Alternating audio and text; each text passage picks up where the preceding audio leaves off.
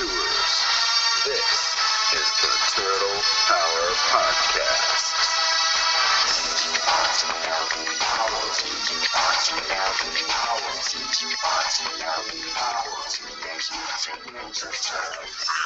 This is your audio source for all the news, reviews, and insight into the worlds of the Teenage Mutant Ninja Turtles. God, I love being a turtle! Now join your hosts, Ryan, Alex, Awesome! and Darby. Bossa Nova! Bossa Nova? Chevy Nova? Oh. Excellent! Yeah!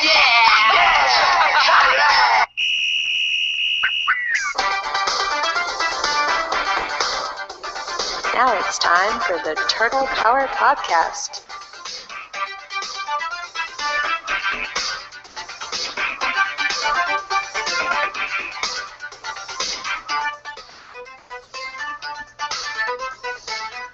That's right, ladies and gentlemen. We are back with episode 32, a very, very, very special episode of the Turtle Power Podcast, because this is our Teenage Mutant Ninja Turtles 2014 movie SpoilerCast. Guys? Dude, how amped are you right now? Are you on something? Because, man, you're at about here. I need you about here. At about here. He must have been pumped full of adrenaline. Yeah. That was a good scene, by the way. I have to get I thought that was hilarious. I'm not gonna lie. I was a big fan of that scene. All right. Well, especially the O face Leo gave. Like after when they pulled it out, he was just like, "Oh yeah, that's some good stuff right there." All right. So before we go any further, let's just give a very clear explanation of what we're doing here tonight. We are going to be talking about everything. We are going to just, if you're going to see this movie, pause it, stop it right now, go see the movie, and then come back, because we are going to spoil everything, okay? It's called a spoiler cast. If you can't fucking figure out what we're doing, you just fucking shoot yourself. Hey, you might accidentally click the wrong link or something. You might have been like, hey, this seems like really fun. Oh, wait, that's not the link I meant to click on. Listen to our show clear. They didn't mean to click on it. Well, I got the new shirt, by the way. What do you think? Oh, yeah. I would like it so much better if you weren't just, like, recumbent in bed right now. Like, that's the part I'm really freaked out about. Well, where are my manners? Because I didn't properly introduce the both of you. As with me, I guess not always, but we try always. Darby and Alex, both with me this evening. You guys both just got out of the movie this evening. I got out before both of you guys. Actually, what? Actually, I have to thank Media Mics for actually getting me in yesterday to a VIP screening here in Orlando. So I would definitely want to give a shout out to the Media Mics for contacting me and getting me and my wife into special screening. I'm very upset with you, Ryan, because you didn't tell me that there was no scene after the credits. I wasted like 7 minutes of my life waiting for if you did check our Twitter feed, we actually did let everybody know that, yes, there were no scenes after the credits. So, yes, I only contribute. Always check our Twitter feeds. We only put out the most relevant turtle news out there, so if you want to be up to date on turtle news, definitely check our Twitter feed. So, guys, let's just talk about some initial reactions. All right. So, I guess Alex, you want to go first? We were supposed to watch it together tonight. I had to bail. My wife's having some back trouble, so I had to stay here in Orlando, unfortunately. But you and your wife just went and saw it. What was it like? Just give us a quick rundown. It was exactly what I was hoping it wouldn't be. It was awful. It was an awful movie. It was just god awful. I didn't think it was too bad. Well, then you're a fucking idiot. It was awful. No, I'm not an idiot. I like to have brainless action. Fucking awful. It was a piece of shit movie Okay, it was No, a it piece of shit. The wasn't. action scenes were awful. The fight scenes were fucking god awful. The only good thing, the only saving grace out of that movie was actually the turtles, which, go fucking figure. That was the saving grace of the movie. Interesting. What was it? You like blanked out on me. The turtles. He said the turtles. The turtles were the only good part of the Turtles movie. Well, Okay. duh. All right. Yeah, they were also the least relevant part of the turtles movie for the most part. All right, Darby, your initial reactions. I liked it. It was pretty much what I expected it to be, which was, I mean, we were exactly right on what the plot was going to be. Very disappointed with how Splinter was portrayed, though. I was not a big fan of that. I thought the other turtles were, I mean, they were shown pretty much for what they are. I mean, Leo the leader, Raph the hard ass, Mikey the fun guy, and Donnie the genius. I was forced to go to a 3D showing, which is kind of why I'm wearing these right now. And thank you to Tiger Claw, by the way. I got to give props to Tiger Claw because Tiger Claw tweeted, "Did you guys get the special glasses?" Because I didn't know they were giving out special glasses. I got the regular black 3D glasses from my theater. So then I went out to the lobby and was like, "Hey, I hear you guys have special glasses." And the people working there were like trying to hoard them for themselves, I guess, to try to sell them on eBay or something. Oh, I don't know. that's weak. But thank you to Tiger Claw because I almost missed out on these awesome Donnie glasses. But you know what? I thought it was good. It was essentially what I thought it was going to be. There were some plot holes that I was not a big fan of. Okay, we'll get to that in a second here. So I'll give my initial reaction. My biggest disappointment was Splinter. If I had a disappointment with the movie, Splinter was the biggest one for me. Okay, all right. So let me give my initial reaction. So I came out of it essentially feeling like it's pretty much what I expected. You know, I will say that there is not much of the movie that was not included in some trailer. Almost the entire movie has been out there. They spliced up and chopped up, but there was not almost a single thing in this movie that was not seen in either leaked photos or trailers or what have you. So. If we were able to put the pieces all together, we could have had this entire movie already seen. So, at least they took out Leo twerking in the elevator. I was very upset when I saw that in the preview. All right, yeah. So, I came out immediately. My wife and I started getting into kind of our pros and cons, our issues, our likes, our dislikes. So it definitely brought up a lot of conversation. How was what was the crowd like for you? Because with mine, there was a lot of families. There was none. There was none. So okay, well, hold on. So I'm in Orlando.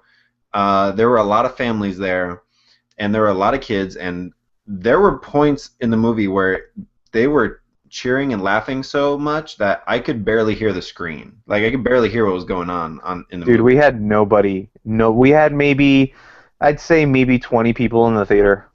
Really? Okay, so now you're in Gainesville, a very college-centric town. So, and there wasn't. I mean, that's two families, and the rest were just college students. Wow, that's interesting. And all the children loved it. For the most part, everyone else was not a fan. Interesting. Okay. I have more to talk about that later. Darby, what was your crowd like? My crowd was pretty good. I mean, there were a lot of families. There were a lot of couples on dates. A lot of people decked out in Ninja Turtle gear. One thing I did like seeing, because I saw quite a few families do this, it was like they'd get through the ticket booth and they'd make, like the kids would start running to the theater, but the parents who were raised on the Ninja Turtles were running faster than their own kids, which is totally something I expect myself to do someday, where it was like, yeah, the kids will find their own seats. I got to get in here first or whatever. Like, they'll find me in the theater. I'll find the seats, but I'm going to be about 30 yards ahead of them because these tiny little legs can't keep up. But I had a pretty lively crowd. I had some people sitting behind me who also didn't know about these awesome glasses, so they were happy when I told them about it. But for the most part, there were a lot of families. There were a lot of families, and there were a lot of couples on dates. So I said before, I say it again, ladies love the turtles, especially when they're the baby ones, like these bad boys right here. But I liked it. It was a full theater. They laughed at the parts you're supposed to laugh at, I guess. There were also some pretty big fans in there when they got like when they had homages or when they would mention something that only a real turtle fan would know. There were probably about 7 of us laughing at that. So yeah. Okay. Well, okay, so let's just let's get into this story rundown here. So, we'll just kind of go off of our recollection of the movie. So it starts out with the comic book intro. I actually thought that was pretty cool. I thought it was pretty sweet. I liked it. Yeah, I like that too. Hey, there's one positive for Alex. We're good. Yeah, I'm gonna keep track. I'm gonna keep track of the positives and negatives for Alex right now. Right now he's at +1. All right, so we're getting somewhere. Okay. So it goes from there, and it goes to I believe it's April on the docks, right? It goes straight to that scene. Is that correct? Yep. Okay. So and she's interviewing the guy trying to get information about a Foot Clan attack. So it kind of gave me a similar feel to previous incarnations of April in the movies, where she's trying to get the scoop instead of it being the scientist from Secret of the Ooze, it's getting info from the dock worker. Did you guys get that same feel? It's ducking under the security line and pulling evidence of mutagen, like she did in the movie. She would go into areas she wasn't supposed to be in, but yeah, I got the same feel for it, but I don't know, man. I felt like Megan Fox contributed really nothing to the role. I feel like any actress worth her salt could have played April O'Neil. Well, we'll get Emma Stone should have been. I know. I said Emma Stone last year or 2 years ago. We'll get into the actors and the characters here in a minute. All right, so we go from there. We go to it quickly changes though. We lose the reporter, like getting the scoop April, into the very first scene that ever leaked out of this movie, which was Megan Fox jumping on a trampoline. So, so that was a thing.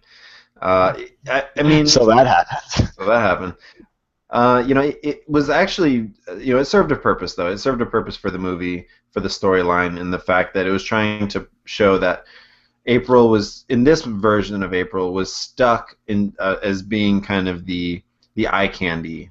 The froth story. Yes. The froth. Candy. Yeah. We'll get into the comedy aspects too. So this version of April, she's stuck in that role, and we've all seen that role. Even if you think about Bruce Almighty, he was kind of that version, that type of reporter. He was doing the goofy stories and stuff like that. He was stuck in that role, and he was trying to get to the bigger role. So she's kind of trying to do the same thing. Yeah, but people like Bruce Almighty in his movie. I don't think anybody liked April. Who's gonna like April in this movie? Other than 14-year-old pubescent boys that are just gonna be jerking off during the trampoline scene. That's all they're gonna be doing. So, all right. Well, so wasn't that one to jerk off to, unless you're like a 2-pump chump. All right. So hold on. So we go from there. We go from there, and where does it go? Freeze frame. Where does it go from there? It goes from her and Vernon. They take off. They go to Times Square, and then what happens after Times Square? You guys even remember? Times Square. After Times Square, doesn't she? That's when she goes back to the docks, right? Yeah, she gets the iPad. She gets the FaceTime message with the dock worker that tells her to check out the docks. So that was yes. So she gets it's actually Skype. It's a video Skype, and I don't know if you noticed, but she's actually using a Windows phone. That was the first bit of of branding in this movie was Microsoft obviously threw in some dollar bills to get their products, being Skype and Windows Phone in this movie. I mean, we'll talk more about the branding later. So yes, that's what it is. She's getting her Skype, which is funny because he kept saying, "How'd you get my number?" I was like, yeah, that was using one of Skype. the first things I There is noticed. no number on Skype, but maybe it's on a Windows Phone. I'm not sure. How'd you know my name? So she goes back to the docks, and there's the Foot Clan is there, and we get to see Karai right away. So we'll talk more about Karai in a sec. All right, so Karai is there with the foot soldiers, so she's trying to get some shots, and they're trying to steal stuff from the docks, and then we see one of the turtles attack them, and picks up a shipping container and throws it at them. Yeah. Okay. Yeah, I know they're big and green, but they're not the Hulk, man. Like, that was... Yeah. It was impressive. I mean, Raphael is very strong. I will give him that. So Raphael's on steroids. he is on steroids. Okay, so yeah, it turns out it was Raphael, and then this is the first time we see this Japanese character, which we later find out is translates to family. That plays actually an integral part into the storyline. We don't realize it yet, but so then it goes from there, and then she goes to back to Channel 6. There's the little meeting with everybody, and she tries to bring in her story that there was she witnessed a Foot Clan attack or a robbery, and she didn't really have much footage about it, but saying that there was a vigilante. If the turtles are supposed to vanish without a trace, why do they leave that family symbol everywhere? Like, they're supposed to vanish without a trace, yet they keep tagging their little family symbol every time they thwarted the Foot Clan. That's a good point. Yep. Good point. I got nothing to say about that. There'll be more of those questions, by the way. This is the first time we get to see Bernadette Thompson too. Which I didn't have a problem with Whoopi. I didn't. No, I actually think she did a pretty good job, and her character really was not in this movie very much. I don't even think they called her Bernadette. Didn't they? No, I never heard her name. In the scenes, yeah, she was like walking in as the authoritative figure when she first shows up, so she's the boss. And then she shows up in the second scene that she's in of two scenes, and I don't even think they say her name.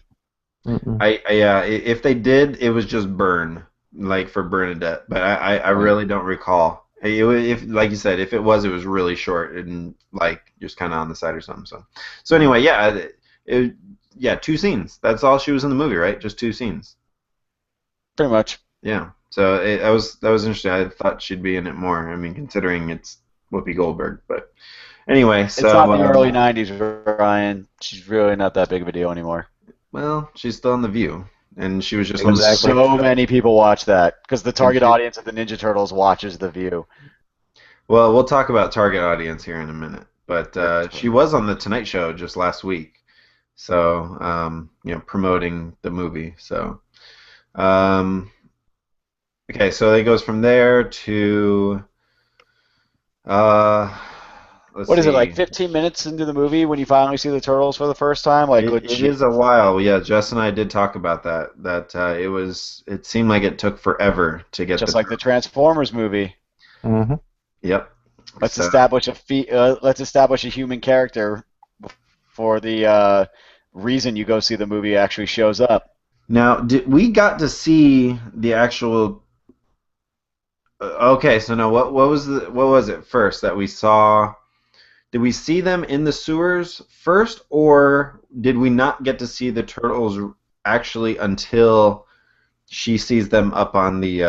Okay, there's a little scene where She goes to the. We see the turtles in the sewer first because they see the hostage situation in the subway. Right. Yes. And then after they thwart said hostage situation, which we've seen in the commercials a million times. Which I didn't realize that was Karai getting thrown up against the subway wall there. That was. She didn't get thrown. She got body slammed. Yeah. Like the turtle just ran into her and she went flying. So example. That was pretty BA of Leo to throw that dude through the train, though. That was so example number 2 of Karai being very weak, because in the very first time we see her, she retreats. This time she gets thrown up against the wall like a rag doll. So yeah, the turtles roll in. I don't know of this Karai in which you speak of. I did not see a Karai in this movie. Yeah, Shredder definitely did not have a daughter in this. He had a son, didn't have a daughter. Yeah, but that's Karai though. Her name may as well have just been Betty. I know, her name was Karai. They called her Karai. She was Asian. And she worked with the Shredder. Similarities end there. Yeah. She was not even like, even if they wanted to do the love interest with Leo, she wasn't even like anywhere close to being like his age. She was a woman like she looks like a woman well into her 30s. She was don't know if she was definitely an older Karai. Okay, so let's talk about so they have the fight scene in the sewer. It's the one that you've seen in all the trailers, where she's trying to photograph them and everything and videotape them. And what that actually ended up being, one thing we didn't know was the fact that she and Vernon were sitting in traffic and all these people started rolling out. Oh, so we skipped the scene with. Wasn't important. We skipped a couple scenes. Yeah. So we skipped the scene where there was a news report where we got to see, I think it was the police commissioner doing a press conference with Eric Sachs on his side, talking about how Eric Sachs and his company have been great, supporters of the New York, police department, and all of their police department has helped and everything, and then we see the scene of we see Shredder Orokusaki. We assume they never call him Orokusaki. No. But we see Shredder and we see him talking to Karai, which that scene was actually pretty awesome, where he was bound but with his hands behind his back, and Karai has him. Never really explained what happened to his face, though. No, they never did. His face was just messed up. There's a lot of things they didn't explain in this movie. But anyway, so the foot soldier comes up and he tries to attack him. And he headbutts him and then just takes him out with his hands tied behind his back. That was pretty awesome. So then he breaks the rope. Yeah, and then he just rips it off anyway. So essentially tells Karai that his foot soldiers are weak and that her foot soldiers are weak. Yeah, her foot soldiers are weak, and that they need to. She needs to capture the turtles and or capture the vigilante. They didn't know they were the turtles yet. Capture the vigilante and then do whatever you got to do, including hurting the people of New York or whatever. Which, by the way, at that point, I thought, because it was just the docs that the turtles had really surfaced, I was thinking TMNT the movie, the vigilante, Raphael going solo, kind of doing his own thing. Night Watcher. Well, it did kind of almost lean towards that at one point in the movie too. So right. Yeah, and then they realized a Raph-based movie would have been incredibly boring and nobody would want to watch it, so they had to. Whatever. So April. That's why Raph was only on his own rescuing the turtles for a whole 2 freaking minutes. So April sees all these people rolling out of the subway. She runs down because she wants to investigate. She's an idiot. And on her way down, she gets captured by a foot soldier. By one foot soldier. Yeah. By the way, one that she didn't even see coming.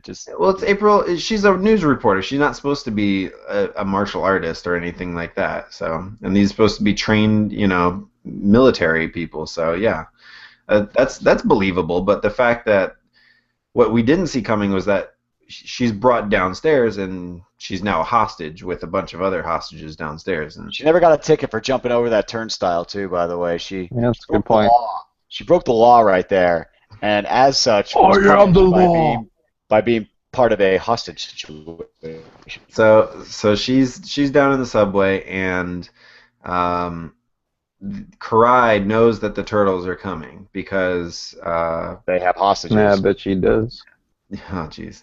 So she calls him out, and essentially the turtles come rolling in on a subway and kill the lights right as they're approaching, and just take them all out. Donnie's awesome like that.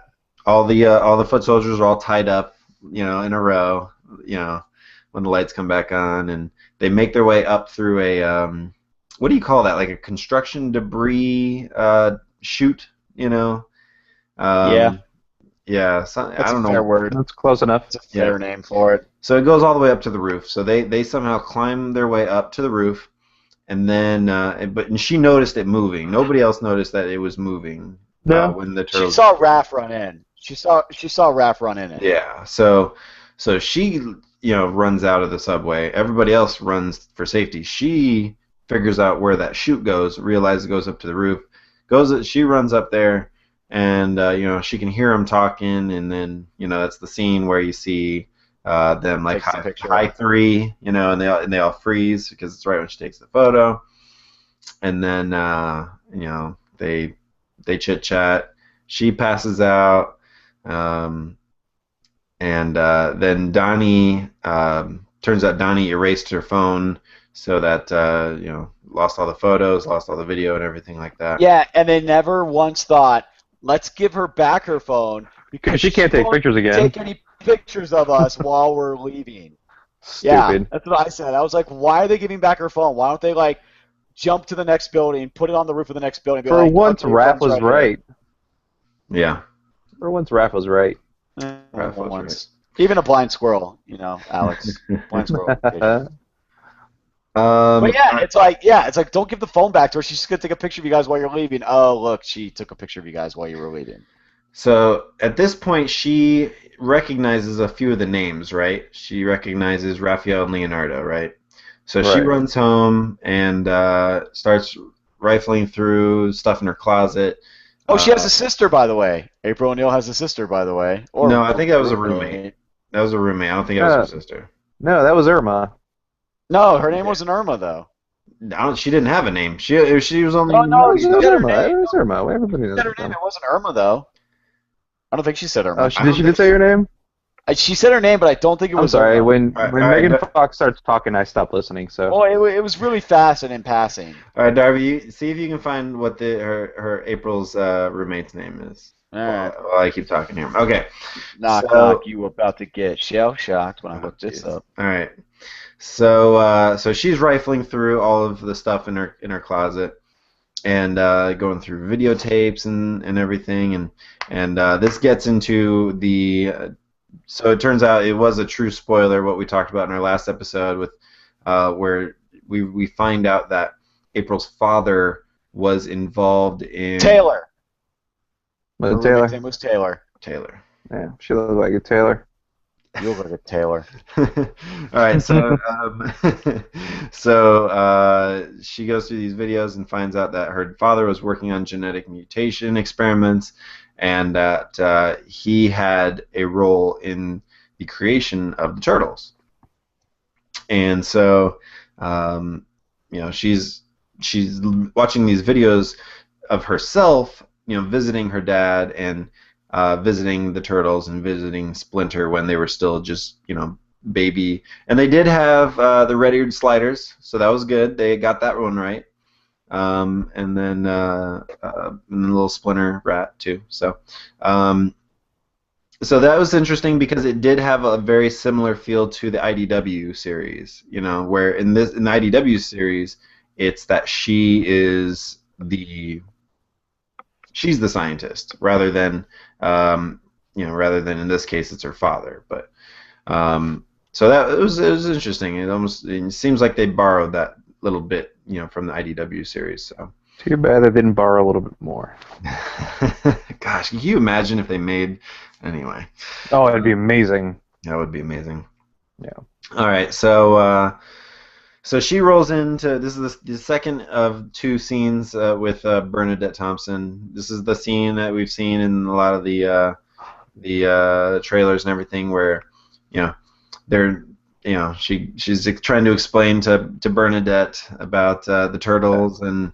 Okay. So. Go ahead, Alex. During the video, when she's uncovering the videos, clearly the turtle, which I believe was Raphael, literally busts and cracks the glass in his casing, in his aquarium thing. Terrarium. Thank you. With a headbutt. With a headbutt. Yet she, when she goes to show Bern the video, she's showing her a video. She doesn't even mention that, and she doesn't mention the picture that she took. Yeah. Yeah, she just shows her a picture of her. She shows her a video of her feeding Pizza Hut. Right. Not just Pizza Hut. Right. Pizza Hut. Right. Oh. She says that. She's like, Pizza Hut? Yeah? Mm-hmm. So not just Pizza Hut. It's like, yeah, that'll totally convince Bern that you're not crazy. Yeah.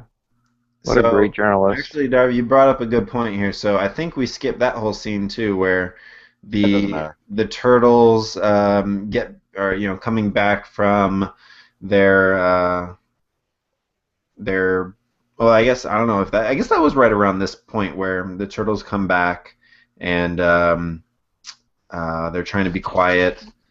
I mean, it was funny. It was funny when they're trying to be quiet, and Mikey, of course, lands and he's the loudest one. They're all shh. Of course. Shh. Oh, that was good. No, that was a good scene with them shushing each other. Funny. It's also the scene you're going to see play before every single movie from now on for please silence your cell phone PSAs. No, seriously, they play it for other movies now, too. Oh, that's fantastic. Guardians of the Galaxy. It played it before Guardians of the Galaxy. Did they really? Oh, they did. man. Okay, so... By the way, Guardians of the Galaxy, amazing. Amazing. Just throw that out there. Well, really quick, what's your prediction? Who's going to win this week? Guardians or Turtles? I think Turtles will win this week, but I think Guardians is the far superior movie. I think Guardians is the best movie. I think Guardians is the best movie Marvel's ever made. It's right up there with Cap 2 for me. All right. I have unfortunately not been able to see it yet, so you need to. I know. You don't even need to be into Guardians to realize how great of a movie it is. I agree. I want to see it desperately. Trust me. Okay. So let's see. Where do we go from here? So they get down there. Splinter finds them. Now this is the part where. So you mentioned Splinter earlier. I've got some things to talk about. Hey, I'll save the Splinter talk for later. But they run into Splinter, and he sends them to the Hachi. Did you guys know what a Hachi was before this? No idea. Mm-mm. Yeah, me neither. So essentially, it's torture. Training torture. So each of them is doing some sort of weird balancing thing. They never said what happens if they fell. I assume maybe they're Who knows? I have no idea. Anyway, If anything, the reason they stayed up as long as they did is because it's a pride thing. Raph even said, "I'm not breaking till Donnie breaks," or if Donnie's not breaking, I'm not breaking, because I guess they expect Donnie to crack first, but he's not the one who cracked. So he even tried to convince Mikey that he was wrong to crack because a pizza cannot actually have 1,000 different types of cheeses, as Splinter was claiming. Did he say 99 or 9 different kinds of cheese? No, I think he said 99. I thought he said 99 different kinds of pizzas or cheese. So Cheese. he starts naming off. And by the way, that piece of cheese pizza it said it was from Pizza Hut, which was our second of of our brands that made it in. We knew that one obviously from long. Oh yeah. But that piece of pizza was gigantic. I mean, I don't know if you No, it wasn't gigantic. Splinter is very tiny. Yes, but even when it was big in Mikey's hand, though. Yeah, it was huge. It was like an extra large piece of pizza. Maybe Mikey's got tiny hands. Something was out of scope there, or out of scale, I should say. So anyway, So he gives up that that they went out and everything, and so they were thinking Splinter was going to be all pissed off because he wasn't they weren't supposed to leave, but then they tell him that it was April O'Neil, and he's like, oh no, we gotta we have to save her. So and they're like, why does he know April O'Neil? So anyway, so that fast forwards. So after April's going on and on about the Turtles and with Bernadette and everything, she actually gets fired because Bernadette thinks that she's insane. So she was for not just being like, Bern, here's a picture of them that I took, and here's a video of them breaking their glasses when they were little teeny tiny turtles. Yeah, she did have trouble describing the finer details. The finer details? How about the only details that mattered? Good point. Look at this video of turtles eating pizza, because that's clearly what I brought you in here to show you. Good. Let's get Pizza Hut in here as much as humanly possible. Oh, by the way, when I get fired, can my pension be Pizza Hut? Can we do that, please? I wouldn't have been surprised. She's carrying all her stuff out in a Pizza Hut box instead of the normal I just got fired box. Yeah. So she rolls out. Vernon feels bad. So this is the point where Vernon actually takes her to go see Eric Sachs now, right? Because we skipped one other scene where the two of them are covering a banquet dinner where Eric is speaking. We don't need to go through every scene. He's up there for he's invited to speak at this thing, and he's up there for what, a minute and a half? And that's it. And then he's like, I gotta go. he's like. But we don't have to.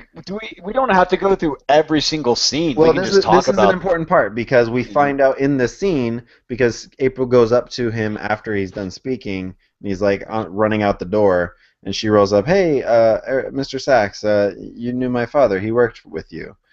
So that was interesting. So we didn't know that aspect. Well, we knew that. They said it in the freaking first ever trailer that Eric Sachs was with April's father. Okay. In the movie, we didn't know that. In the trailers, yes. Okay.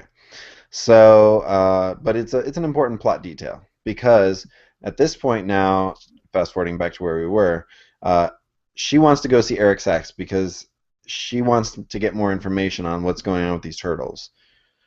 So they roll out to the middle of somewhere in New York, up in the mountains, on top of the mountains. Go figure. Yep. So New York is a very mountainous region. New York City. It is. New York City is a very mountainous region. I get more to talk about that in here in a little bit. Okay, so they're out in the mountains. They're only 20 minutes away as well, apparently. By the way. Is that what they said? Well, yeah. Yeah. Did they say 20 minutes away? It was later on when he was heading back. It's a 19-minute flight on the helicopter. Yet if they took the tunnels, I got a lot to say about the tunnels. So talk about that. Okay. So she goes up, she goes in, talks. Well, the tunnels are the fastest form of transportation on the planet. You didn't know that? Shut up, Darby. We'll talk about that later. Faster than helicopters and planes. Shut up, Darby. The tunnels. We go out. He goes in and talks to him, and she's like, hey, what would I tell you if those baby turtles actually survived and now they're grown up? And he's like, oh my gosh, that would be amazing. We could continue our work and everything. And so he brings her in and talks about his character. So we find out that he was born in Japan. His father was in Vietnam or Korea. I can't remember. Either way, his father died in the military. I think he was living in Okinawa. And then died in the Vietnam War. Vietnam, okay. So then he was... I don't know what happened to his mom. His mom was there with him, but something happened to his mom because apparently he got raised by Oroku Saki. We don't know that. He says that he's raised by some Japanese, martial arts master or something. And then he goes on to talk about this story from 9th century Japan of this warlord that poisoned the water supply of this region of Japan. and then this other guy came in, figured out the antidote to cure the water, and then he was the hero. So you can So tell essentially, he's going to recreate this incident. right. You could tell there was some foreshadowing. Why did they talk about that? So yeah, right away you could say like this was not just on chance. This was definitely talked about on purpose. That was him going, by the way, this story I'm telling you, it's basically the plot for the rest of the movie. Yeah, pretty much. All right, so then, so he basically tells her, he gives her his card and says, let me know, what we can do. We want to, help out these turtles, whatever. If we could get their, the mutagen that we have left, the only thing that we have left, because everything else was lost in the fire that your father was killed in. Yes. And he thought that the turtles and Splinter had died in the fire, but she reveals, oh no, I got in there and saved them. So she ran. God forbid she saved her father. She ran into the burning building, saved the turtles and Splinter, and then ran out. Yeah, and not her father. Right. And not her father. So he ended up getting shot anyway. Sorry, Dad. Love to save you, but these rats and turtles mean a lot to me. Kind of want to save them instead. I could actually see Jessica doing that. Well, that's Jessica. Jessica would leave you for dead in a second for a freaking turtle and rat. Save the animals first. So, okay. So, where are we now? So she's got the card. She goes and she gets kidnapped by the turtles. Well, she heads back to her apartment. Donnie hacks into her computer, says, meet us at this location. She goes up there. The turtles meet her up there. They put a bag over her head, bring her down the sewers, and they talk. Not just a bag. It's a pillowcase with a Ninja Turtle drawn on it. Was it? I just thought it was a smiley face. No, it's a Ninja Turtle.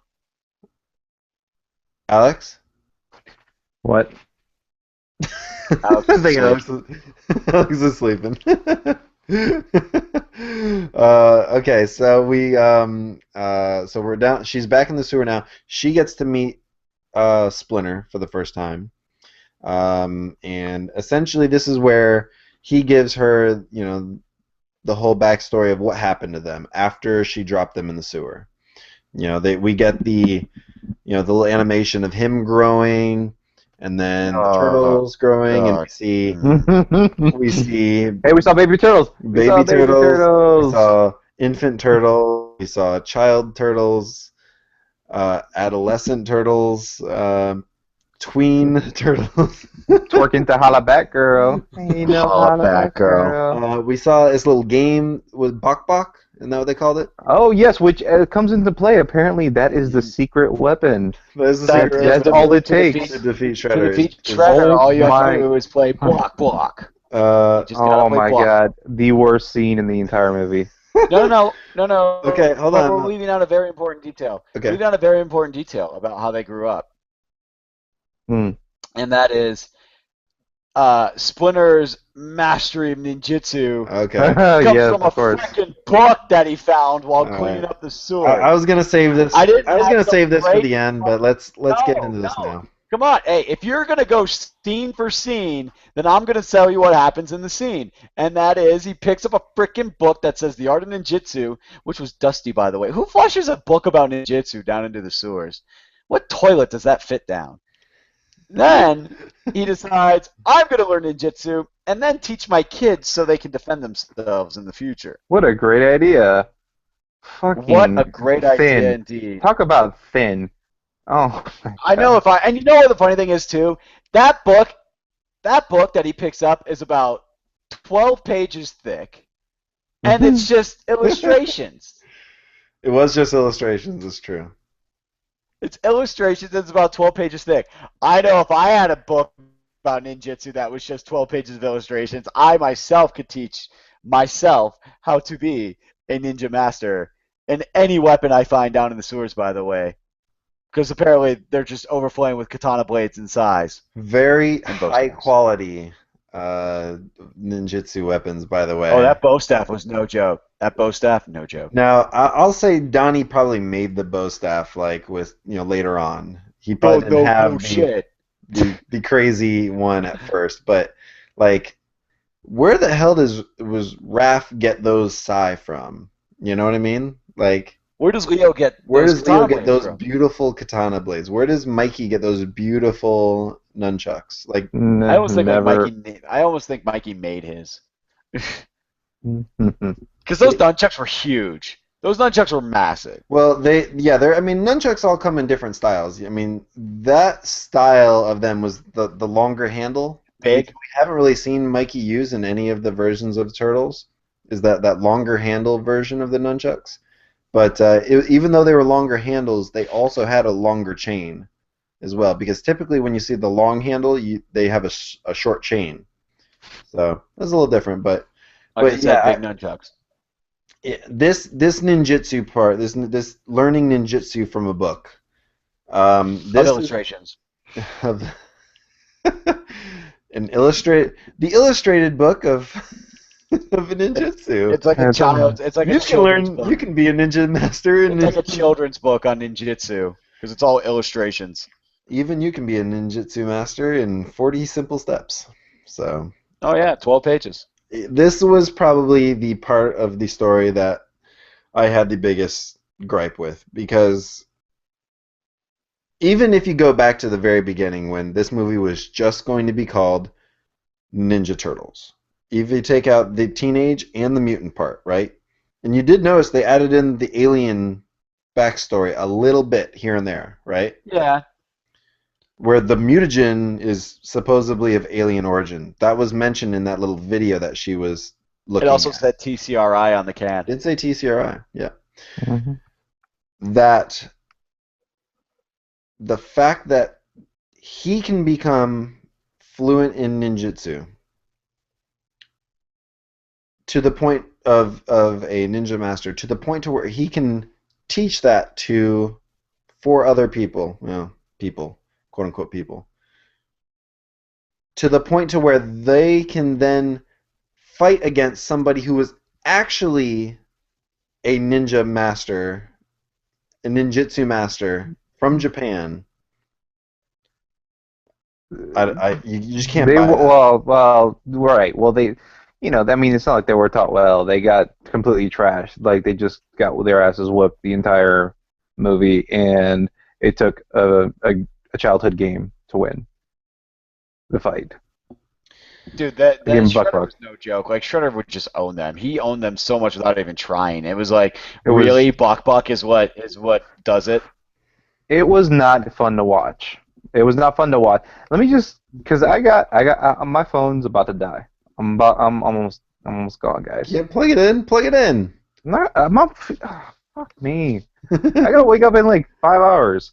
No, look, this is. I'm gonna say it right now, and this is. I'm jumping right to the end right now.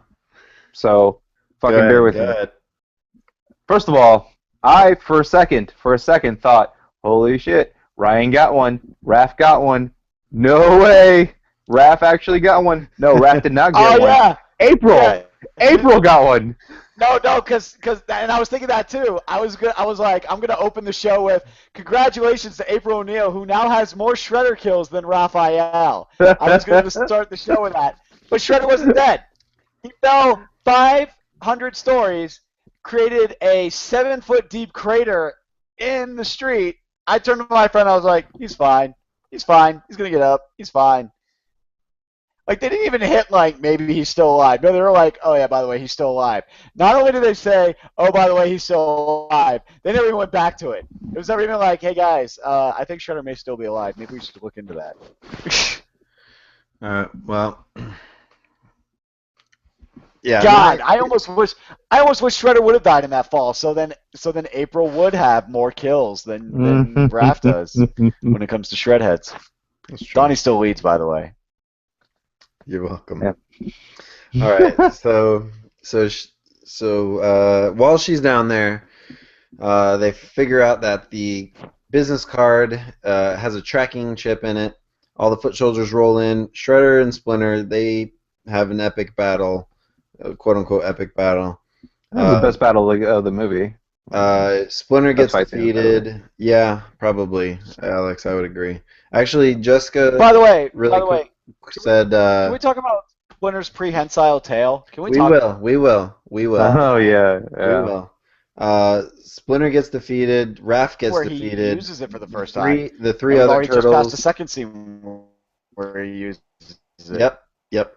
So the three other turtles get taken or captured because what they want to do is take all their blood out and get all the mutagen. You don't know why yet. Extract the mutagen. Yes. Yeah.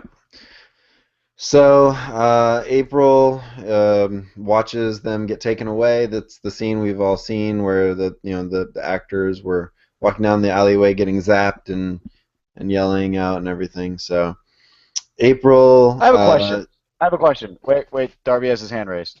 I have a question. If the turtles, I mean, I'm jumping to the end, but for the sake of this question of where we are in the movie, if the turtles are bulletproof, why do the darts pierce their skins?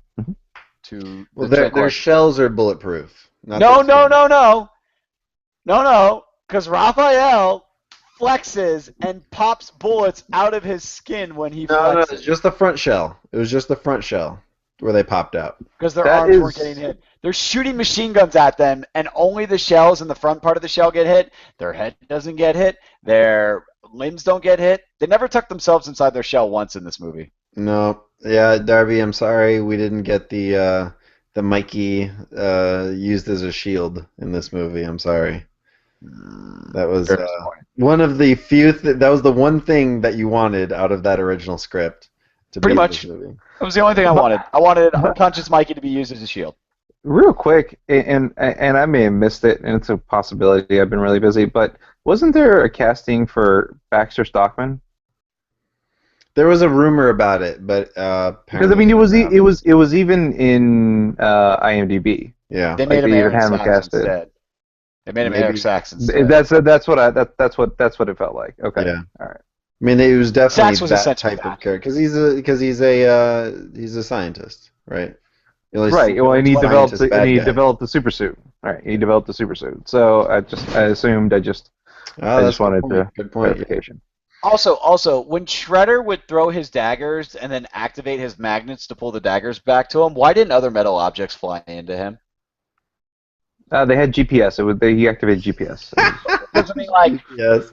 Like, think about it. Like, why is it when he activates his magnets to pull his blades back, why don't Leo's swords and Raph's eyes go with it? Why didn't Mikey's chains on his nunchuck drag it to go with it as well? Well, I mean, obviously there's some sci-fi stuff going on there because they wouldn't just randomly come back. Each blade would go back into its specific location into his claws. Into his what, Ryan? Can you show us that motion again where the blades went? Yeah, right. Can you show us that? Right in here. Yeah. Yeah. Right there for you, buddy. It wasn't on screen right the first there for time. you. Yeah. It's like, it went right. Oh, yeah, the blade. Just right into here. this position. Yeah, right there. Yep. Yeah. So pretty big phallical shaped microphone right in your mouth. They're captured. So April's in there. She's trying to save Splinter. She can't. The rubble's all toppled on top of him. Raph wakes up. He pulls it off, and they're trying to save him. And they're with the first aid kit. What are they gonna do to him? Nothing, clearly. Repair his broken prehensile tail. And so he says, "Leave me. Go save your brothers." And they're like, all right, later, Splinter. Yeah, cool. Right? Just like, cool. Okay, cool. I'm going to go save him. Yep. And then Splinter's not heard from again till the end of the movie. And it's all about, he's legit, like, dying. And it's like... Yeah, dying. It's like, leave me, go save your brothers. Okay. That's Splinter. Raph leaves, Splinter probably is left there going, what the fuck, man? What? Really? He didn't even say bye. Like, he just laughed. Take me to the fucking vet. Do something, man. Like, shit. Right? Drop me off on the side of the road by a hospital or something. They have to take me.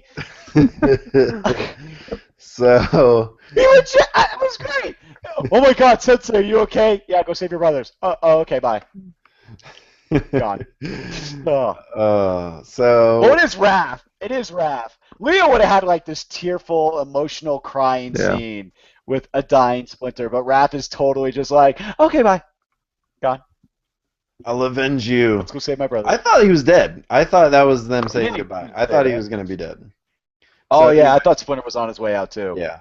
But apparently he has mutant healing. Well, they explain that the mutagen like helps them Yeah, heal. yeah. So like All they right, do mention that. So April I guess calls that up. helps. April So let's- calls up yeah. Vernon, Yeah. says, "Hey, I need you to come over here. You know, we need to meet up." She doesn't, and then hangs up. And he's thinking, "Oh yeah, booty call." And so he rolls down there in the van, and he's like, "Hey, you know, you didn't have to, you know, call to say, you know, we had to work or whatever. You know, just if you wanted to hang out because." You know, you're. I mean, you're good looking. You know, I'm good looking. I mean, I And then I she know. gives him a blowjob, and then there you go. No, and then Raph Well, how pops else would out you get and says, "Drive, nerd," and he's like, "I've never been called a nerd before." Nerd. Times in his life. Yeah. Second of all, this attempted love interest with Vernon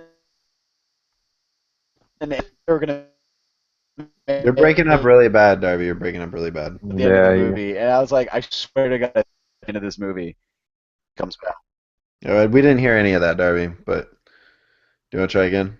we'll take your word for it. And Darby's gone. Okay. All right. So anyway, Oh, he's back. Yay. he's back. All right. So Darby. No, I was saying now that I'm Okay. back. No, now that I'm back, No, I have to say that no, this attempted love interest with Vernon and April was bullcrap. That's what I was saying. I thought they were gonna make out at the end of the movie, and I was like, if they make out at the end of the movie, that's bullcrap. But All right. they didn't. Thank you. All right, so he says, you know, drive. They head back to Eric Sachs's mansion up in back, you know, the same place up in the mountains. They bust through. Raph freaking just bust right through the side of the van because doors? No, yeah, fuck doors. I don't need doors. Just blows right through the. He has a giant fortress to Come on, hide out guys. in, but he's got these wooden You know, doors. everybody, and then they roll in, and wait, but hang on. you just roll right when in. Time out. When she first went to Sax's house, it was a metal gate. That was Remember? the outer gate.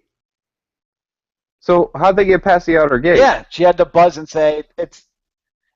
Apparently they rammed it. I don't know because there were, and that's a great thing too. They have metal gates on the outside, but apparently once you get through those, it's just these tiny wooden doors that any van can just plow through Yeah, without any problems or damage to the van. Doors are obliterated, but the van's perfectly fine.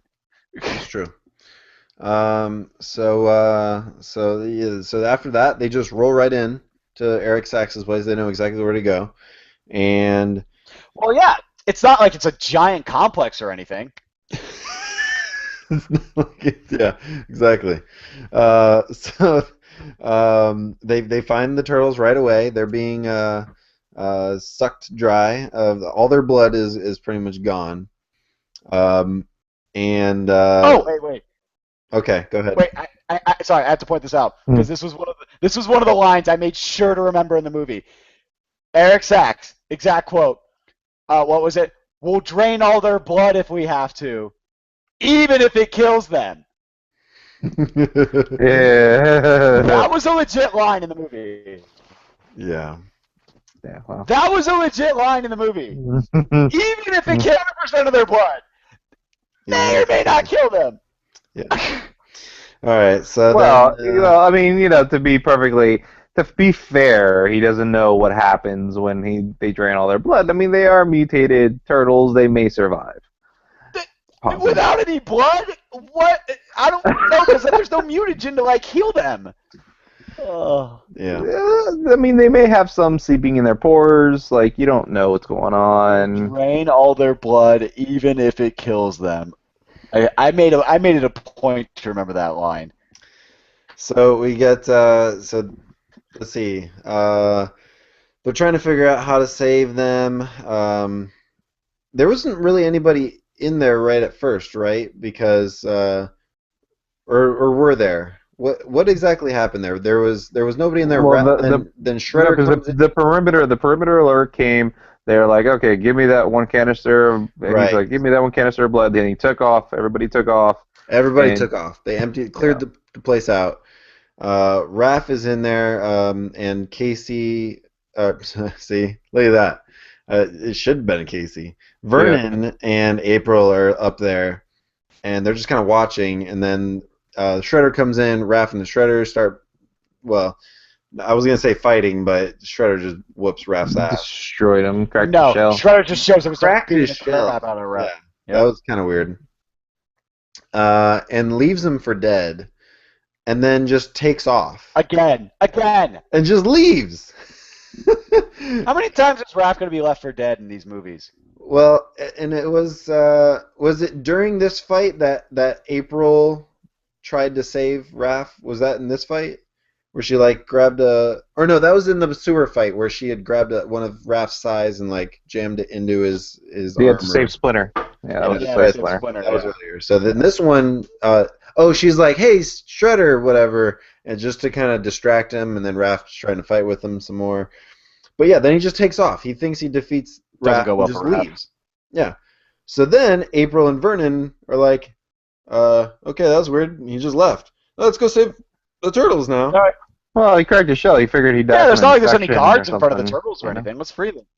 So they roll up. They're knocking on the glass, and they're not working. So obviously, the way to save the turtles is Is to ask Donnie, how do you save everybody? Because that's how you save everybody in the Ninja Yes, Turtle world. and- You ask Donnie and- what to do. And Donnie says the most scientific thing, most scientifically accurate thing that you could possibly say, which is adrenaline. And of course, there's a button right there that says adrenaline. So she Yeah, starts good thing they don't need any more blood. the Just adrenaline. adrenaline. At this point, my wife, who is a biologist, just looks over at me and just gives me just shaking her head no, because that's not how it works. Yeah, they kind of need blood. So anyway, they're blowing up on adrenaline. They bust out of the glass, Which was hilarious. backflip out of it. They can't. That was a funny scene. They can't just punch the glass. And Well, then, apparently Raph couldn't punch through the glass. yeah, but But apparently they could on they have to adrenaline. do it needed in adrenaline. They have to do a cartwheel. Yeah, you just gotta Just do a gargle. do a cartwheel. We I'm all about had to. to do our cartwils the whole time. Half gainer with a Bye. twist, and you're Bye. good. You go right through the glass. I'm gone. I'm gone. My phone's about to die. I'm at 0.5%. Oh, come on! You sure? We're losing You got- Alex. Dude, I gotta wake up. I gotta wake up in like 4 hours. Okay. All right. Alex is gonna go bye. Thank you, Alex. We Bye love bye, you. Alex. We'll get Later. more of your thoughts in the next episode. You don't want it. You don't have enough beefs to Alex, fucking. bye-bye. Yeah. Come on. Yes, we do. Peace out. All right. All All right. Later. All right. All right. So Darby. So we go from What's up? the turtles. The three of them are all juiced up now. So they're the ones on And, steroids. and Not that was funny. that's not on steroids. They were on The other steroids, three they are were on steroids. No, they're on adrenaline. That's not steroids. It's like it's pre-workout Turtles. best. Come on, it's the Nickelodeon version of steroids. Let's be honest. yeah, probably. But actually, no. It's the Nickelodeon version of Coke, is what it is. Yeah. Because that's how they were acting. Yeah, And you because know Mike's like, what? It was hilarious. I thought that scene was funny as hell. yeah, because I Mike's was laughing. like, he's like, oh, you guys excited? I'm excited. Everybody's excited. We're all excited. No, Hey, he's like, oh man, I feel really good right now. Just start running around. Did you know around in circles of like the rest of them? But he was also spinning while doing so. He was like the Earth orbiting the sun. He was like rotating while orbiting the turtles. I thought that was pretty funny. All right, so then they roll out. This starts the big scene, chase scene going down the side of the mountain. They try to escape in a big 18-wheeler. Because when you're going down the side of the mountain, a big 18-wheeler. The foot soldiers are now there. Wherever they went, they just went to just wait for the turtles to leave, and now they're going after them. With Karai. So they're chasing after him. This is the scene that's been, it was in the behind the scenes special that aired on Nickelodeon. It gets to the end, and they find a sewer entry. Now, mind you, like we mentioned earlier, Eric Sachs and Shredder took off in a helicopter. Yes. Prior to any of this, to head to New York City. Somehow, the Turtles are able to get into a sewer and make their way all the way right to the headquarters of the Sachs Industries, whatever the hell it's called, Eric Sachs's business building, and just rolled right in, no problem. All they did was slide on their backs. That's all they did. April rode on top of Mikey, which sounds at the same speed. Actually, they caught up to, essentially, they were going faster than a helicopter could to anyway. Okay, that was one where I'm just looking back at Jessica and just shaking my head no, because you're the aerospace engineer. Because I know math. It has nothing to do with the fact that I'm an aerospace engineer. It's because I'm a common sense person and realize that sliding in a sewer does not get you from the fucking mountains of New York to New York City in a matter of just a few minutes. Also, since we're getting scientific for this scene, in order to slide down said pipes, don't they have to be at a slope, like a downward slope? So, like, I get you're in the mountains of New York, but that's a really deep slope if you're going from the mountains of upstate New York to New York City. Yep. That's pretty deep. That's a hole about 700 miles deep. Well, so they get there, and they get to the scene where.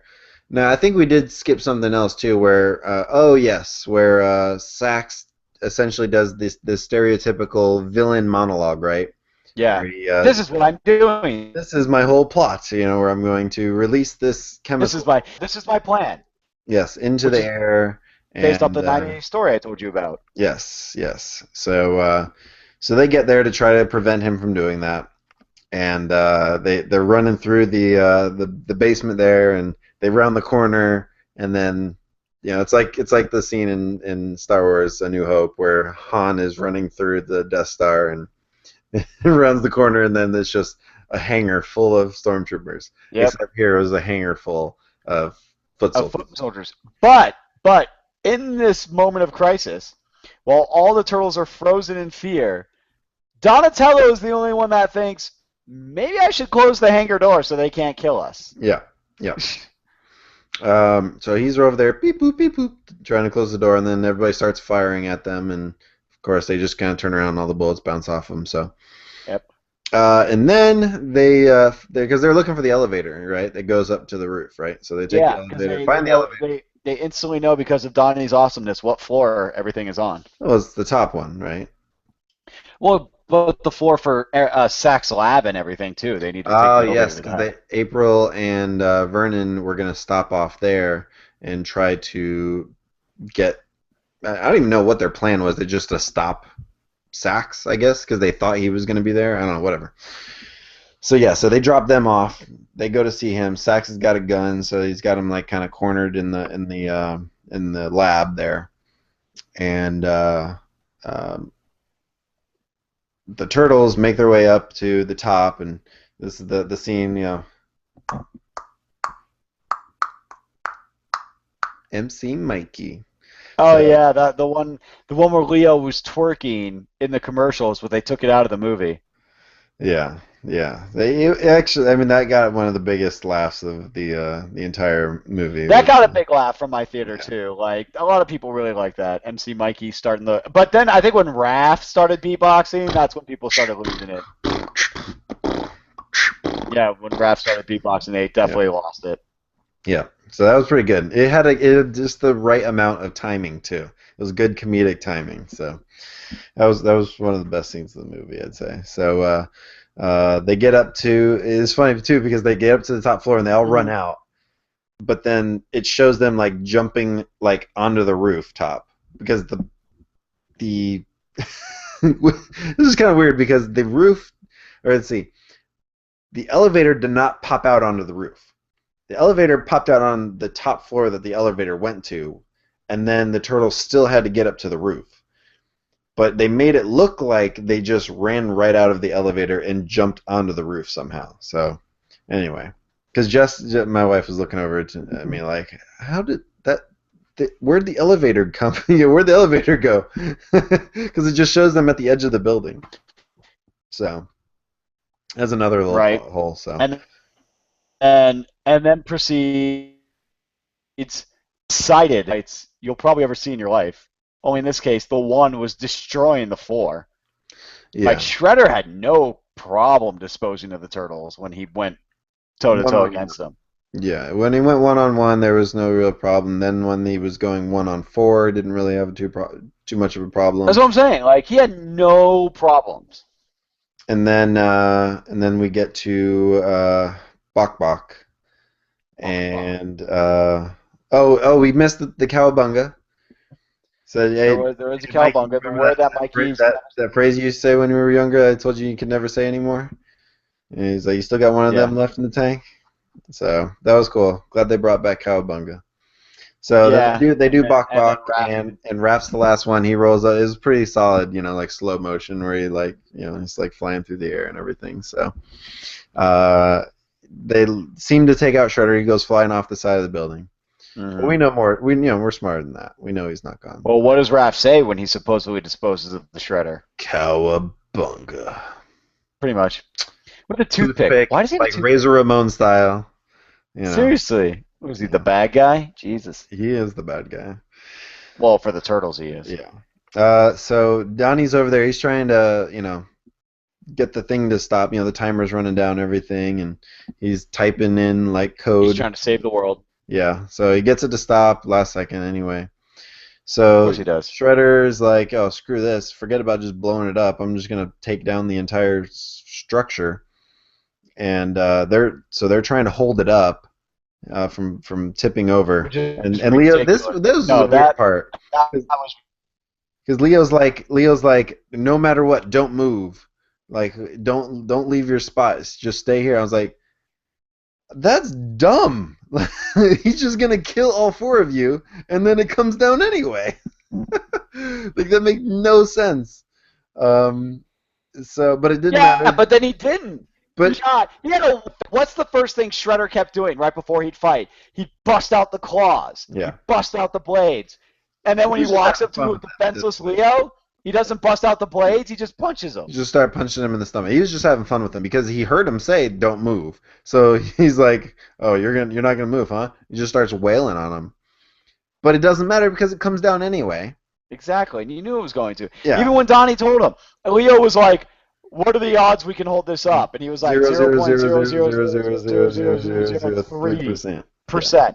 And Leo's like, "I'll take it." Like, so really? Horrible odds, Leo. Leo, you probably have better odds of fighting Shredder and just hoping that the canister doesn't shatter when it hits the ground. Like, you have better odds on hoping than actually not doing anything. Well, meanwhile, down in the lab, they're fighting with Eric Sachs. They, let's see. Sachs has got the gun. He's kind of like firing off a couple rounds. April sees that there's like a fire suppression button that she can press and mess everything up. Yeah, so they kind of distract. Which was right next to her, by the way. How convenient was that? Yeah, in that giant room, the one button that sets off everything just happened to be right next to April. Like, man, that was convenient. She's able to press the button, and the fire suppressant comes down on top of him, but he turns and he sees Vernon heading towards him. He shoots, but Vernon's still able to hit him in the head with like a microscope and knock him out. And that's the last we see of Eric Sachs. They never said what happens to him. Did he die? Did he get knocked out? Did he get arrested?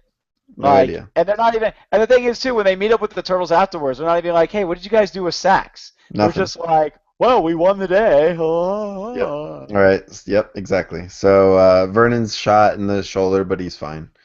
And he's then fine. we go back up to the top. The things coming over. Wait. Real quick, though. Before you get to the thing coming over. All Real right. quick.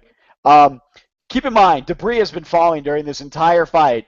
And what do the people of New York do? They stand underneath the building where the falling debris is sure to kill them when it hits them when it falls. Yeah. Like, really, police? Get your shit together and start quarantining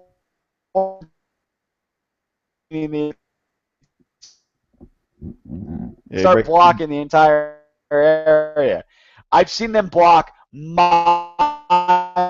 for like a You're breaking up really bad again, Darwin. I'll just keep going. you could block off a little block radius to protect people.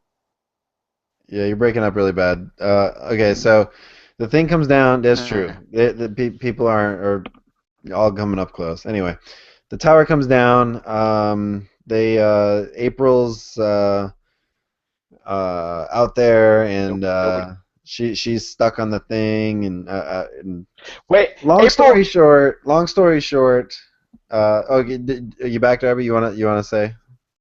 I was gonna say because you were talking about April, and I said April probably completes one of the most impressive feats of strength I've ever seen a woman pull off, and that's fall about 7 stories, grab onto a bar, and not tear her arms out of the sockets, and be perfectly fine. Yeah.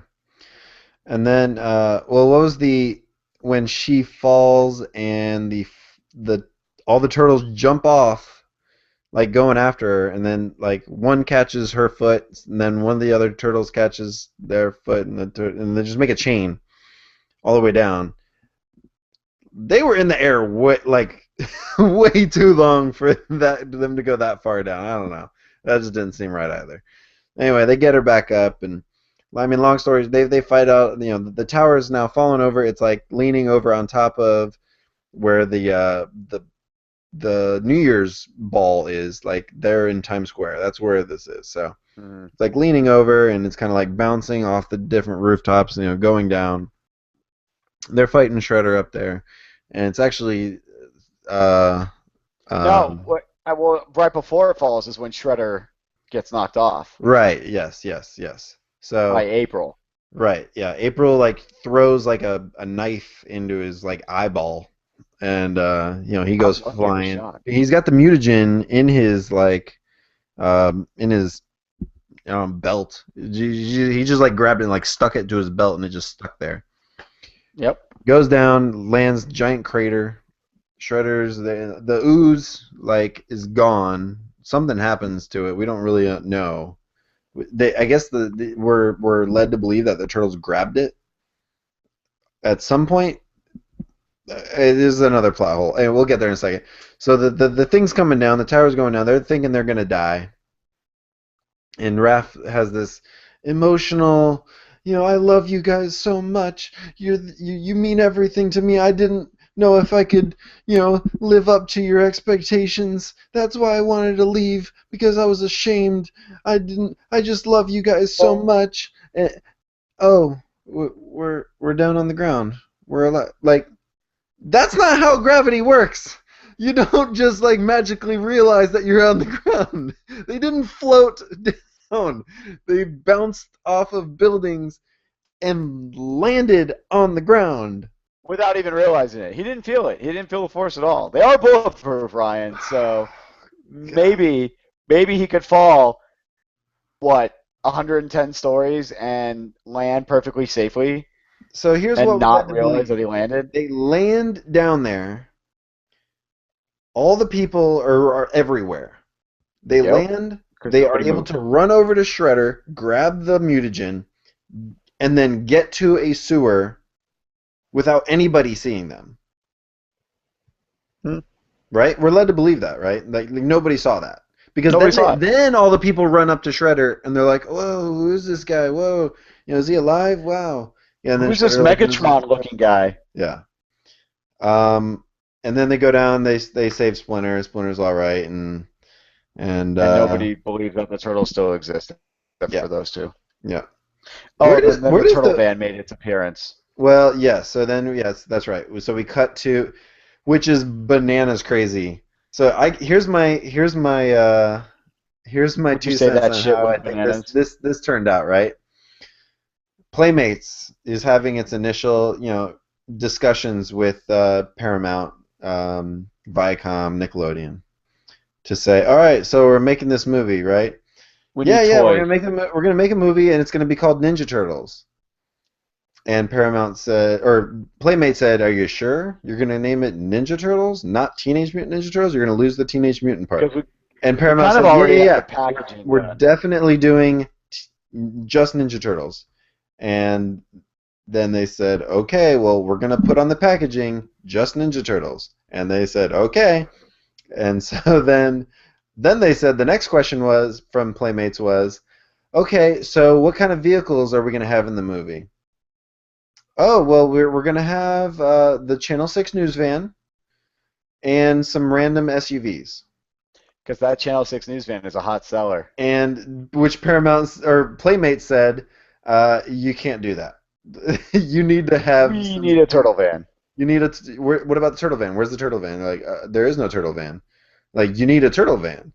And Paramount like had a little, it's like, Playmate said we need to have a turtle van. What do we do? I don't know. I haven't heard of this.